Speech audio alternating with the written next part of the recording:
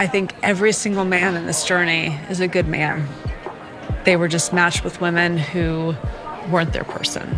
I think they're struggling with the world knowing that their husbands didn't want them. But that's not my problem, and that's not your problem, and that's not anybody else's problem. Here we are, Ash's Reality Recaps, Married at First Sight, the final episode of the Denver season. Where are they now? This season is now dubbed as the Mean Girls season, with what we've seen in the last couple of weeks of production, where Claire and Emily have just taken charge and all they do is bash the guys. It seems to be a pretty good consensus out there that Claire appears to have been the true ringleader of everything that went wrong this season. Now, again, not taking any guilt off of anybody else. They were all guilty of participating in this farce and pulling the wool over all of our eyes for watching this season. Hopefully Chicago's better. Now, you've already seen the clip of Chloe talking about all the gentlemen and how she feels about the guys, and they were just partnered with the wrong ladies, and they want to move on. Let's jump into a quick clip of Emily and Claire immediately transitioning into bashing the guys and basically just calling them out on screen. Let's have a look at that. Between Cameron thinking he's like the most smart person in the world and Brendan being like, got away with a lot. I watched the show, like I know every cheat code, I know how to cheat the system. Like dumber put their heads together. But they want to keep continuing their spiraling, whatever, because we are happy, healthy, healing, and looking hot. I hope people don't think like we're trying to like dwell on the past and like put these men down. All right, so how did you feel about that clip? To me, it shows me that Claire is still manipulating Emily. Hopefully Emily sees that at some point and she just kind of matures away from this disaster that is Claire. In this episode, the ladies are all going to get a group tattoo. It ends up only being Emily and Claire, shocker, and they go get a wave on their wrist about how they're riding the wave through this. And Emily actually makes the comment, oh, like, you know, this will be kind of embarrassing if we end up not being friends at some point. Foreshadowing? I think it is a little bit of foreshadowing because at some point Emily is going to realize that Claire is the individual that just sabotaged all of the relationships in this season. Quick little tidbit here. Throughout this episode, we did not see a lot of Cameron and we did not see a lot of Brennan. Michael kind of clarifies that throughout the episode that, hey, we're 9 months down the road. These guys just want to move on. They, you know, had some brief cameos in here where they wanted help to do some, you know, volunteering at Chloe's farm, and at the end they had their little snippet of, I've grown, I've matured, I want to move on. These two have made it blatantly clear that they just want to put this experience behind them and move on. They're not trying to bash anybody, they're not saying anything negative about anybody, they just want to move forward. So again, that just reiterates and highlights the idea that Claire and Emily are the individuals that just cannot let go.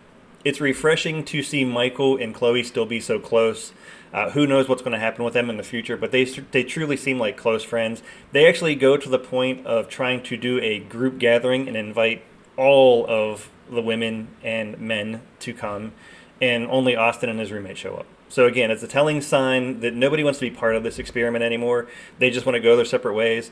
But I'm wondering if somewhere along the lines in production this is contractual, where they have to do this stuff, because you can see in the conversations, these individuals, most of them, have not been talking to each other for the last 9 months. They obviously contractualized where they've had to get on phones and do FaceTimes with one another and set up these, you know, odd interactions where they've got to drive around in a car or go to a bar or do this and do that for filming purposes so they could put this 2-hour episode together. For the most part, it looks like Emily and Claire are conjoined. They're always together. And you can just, again, you see that in Claire's face and how she's manipulating Emily. But as far as any of the other cast members, they truly don't seem like they have any relationship with each other whatsoever, outside of, you know, being 9 months down and productions making them be part of this episode. That's just my take on what I saw in the body language amongst that. But again, Michael and Chloe, they truly seem like they're great friends. They're trying to do the olive branch and bring everybody together.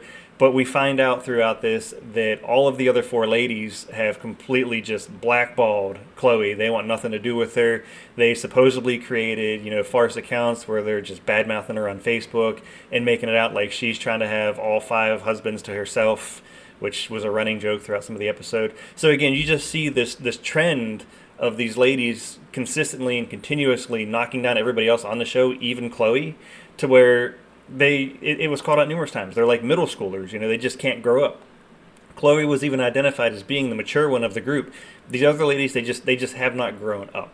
But I got to catch myself, because when I say these other ladies, I'm really talking about Emily and Claire. Lauren has done a really good job. She doesn't want to talk about her personal life. She doesn't share anything about her personal life. She's done a good job playing that poker face again, as she did last episode, where, hey, I'm 9 months down. I'll do what production needs me to do, but I'm not talking about me. Let's move forward. Becca is the same way. You can see that Becca has some sorrow over what happened. She's trying to grow and move forward as well and be a better person. I mean, I can't really say anything else. It's just, we have 2 hours worth of episode where everybody in this season is trying to be a better person, and then Claire and Emily are just bashing everybody. So that's my 2 cents on it. Tell me what you think about it. Thank God the season's over. Let's move on to Chicago and hope for the best.